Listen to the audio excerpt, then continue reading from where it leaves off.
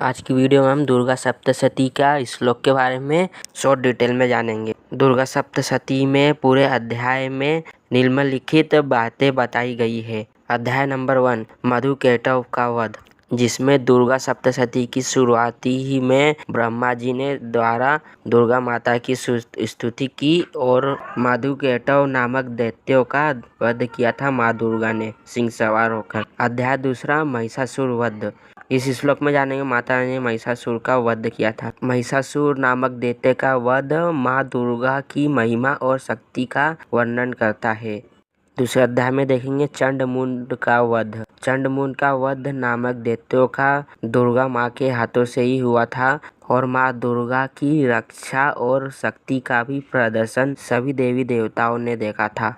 अगला अध्याय रक्तबीज का वध, जिसमें माता रानी ने रक्तबीज नामक दैत्य का वध किया था सिंह सवार होकर और माँ दुर्गा की शक्ति और पवित्रता का भी प्रतीक है, जिसमें माँ दुर्गा ने दैत्यों का वध किया था। अगले अध्याय में देखेंगे माँ दुर्गा ने रक्तबीज का वध कैसे किया था। माँ दुर्गा ने रक्तबीज का वध इस तरीके से किया था। रक्तबीज को ऐसा वरदान था, जहाँ जहाँ उसका खून गिरेगा वहाँ से उसका एक और रक्तबीज पैदा हो जाता था। तो तब माँ दुर्गा ने एक बार में सभी का गला काटा था और सभी का एक ही बार में खून धरती पे गिरने से पहले ही माता रानी ने अपने हाथों में लेके उसका ग्रहण कर लिया था और इस तरह मधुकैटभ का वध हुआ और इस तरह मधुकैटभ का माँ दुर्गा ने वध किया था। अगले अध्याय में देखेंगे शुंभ निशुंभ का वध कैसे किया माँ दुर्गा ने। शुंभ निशुंभ 2 दैत्य भाई थे जो बहुत ही ताकतवर और बलवान दैत्य थे, जो दैत्य कुल के बहुत ही शक्तिशाली राक्षस थे। इन्होंने इंद्र को हराया था और देवताओं को अपना अधीन कर लिया था।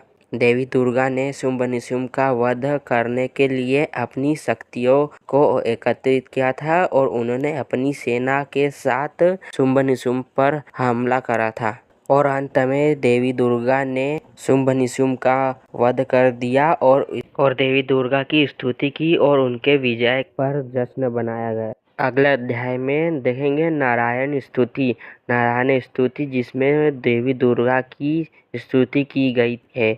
नारायणी स्तुति में ऋषि मार्कंडेय देवी दुर्गा को नारायणी के रूप में स्तुति करते हैं। उन्होंने देवी दुर्गा की शक्ति और पवित्रता की महिमा का वर्णन किया है और उन्होंने ये भी बताया देवी दुर्गा की स्तुति करने से जीवन में आनंद वास करता है और हर कठिन और चिंता से रोगों से मुक्ति दिलाता है। और यह पूरा देवी दुर्गा का श्लोक में यही बताया गया है, जिसमें माँ दुर्गा की महिमा का वर्णन किया गया है और उनकी शक्तियों का वर्णन किया है।